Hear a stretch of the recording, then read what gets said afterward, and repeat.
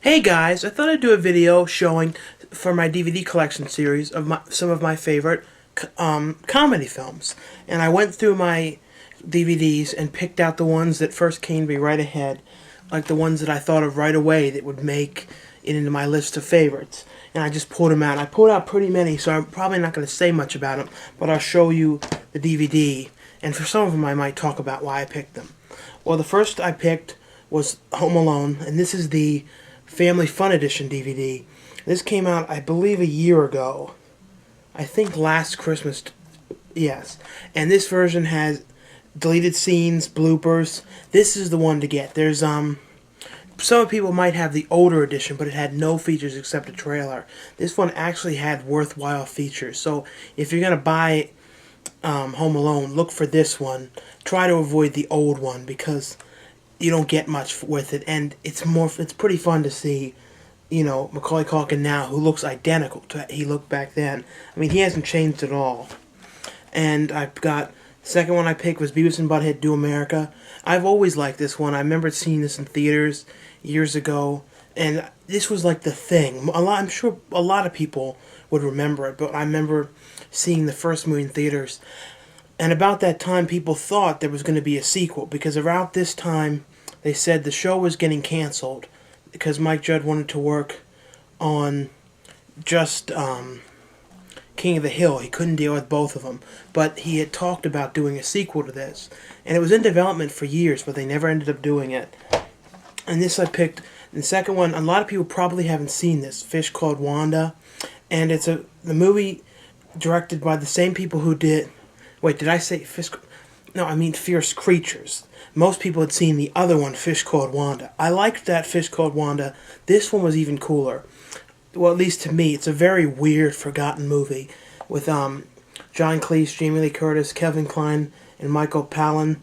And they all work in an Australian... I believe it's an Australian zoo. Definitely check this out if you can find it. I don't know if you can buy it anymore. I bought this a long time ago. I remember seeing this in theaters, and I went with like a friend of mine, and he's like, I didn't like that. It's more a lot of adult humor.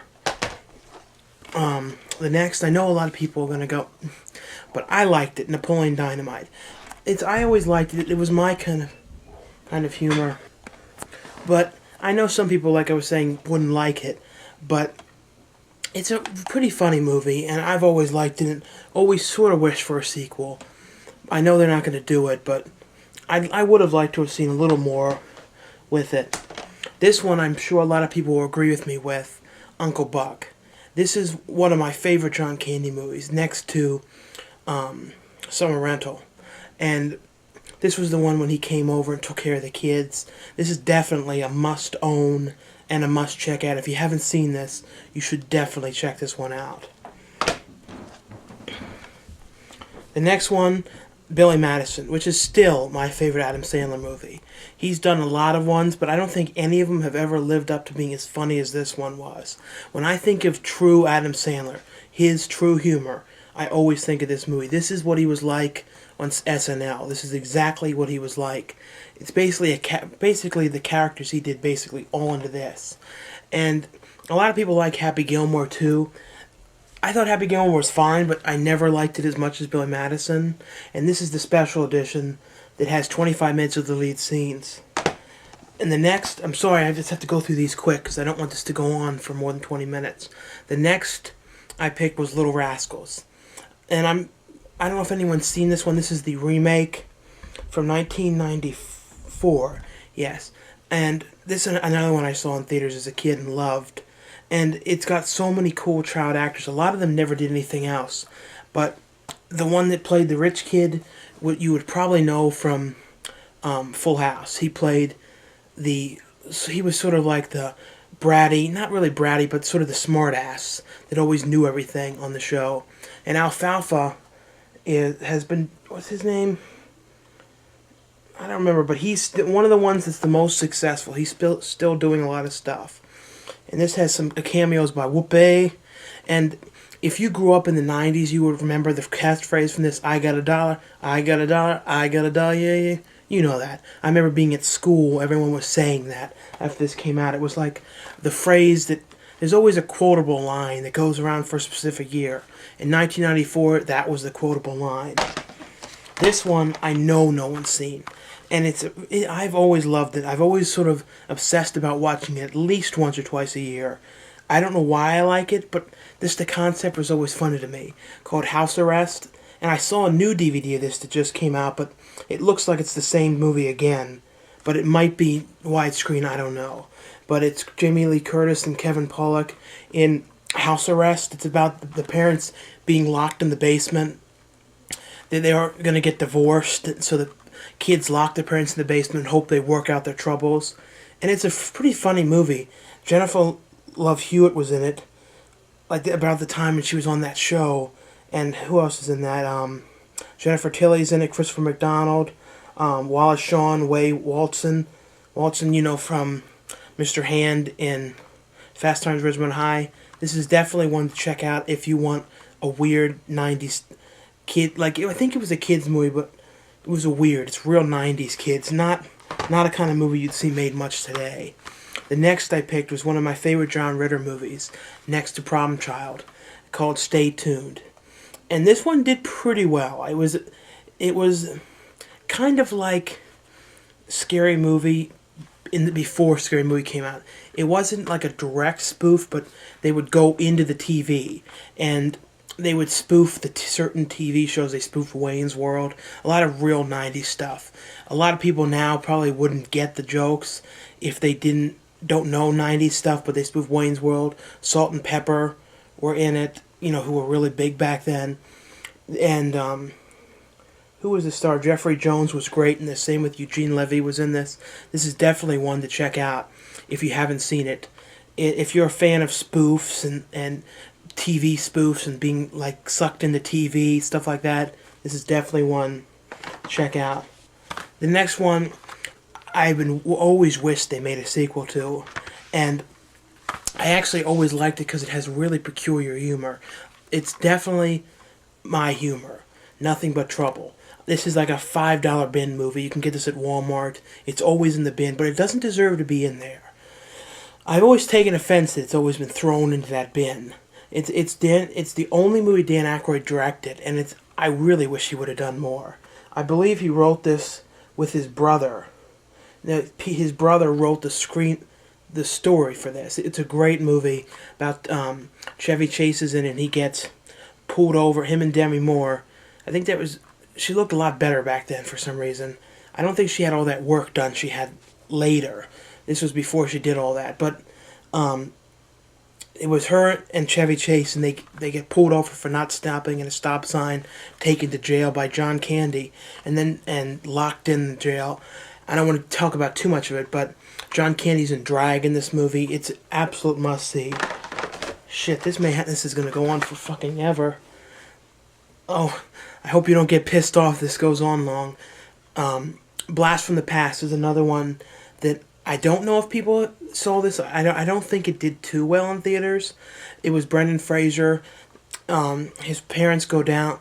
Basically, two people go down into a bomb shelter because they believe the bomb is coming. And that didn't really happen. They went under the ground for 30 years and they come back out. And they have Brendan Fraser, 30 years old then, go out into the world and get supplies. This is a great film that I always loved. I saw this in theater with MJ years ago. I think it came out the same time South Park came out. I think, and we weren't old enough to see South Park then, so we went to this. But we liked it. The next one, which I know everyone has on their list, National Lampoon's Vacation. And out of all the vacation movies, this is the best.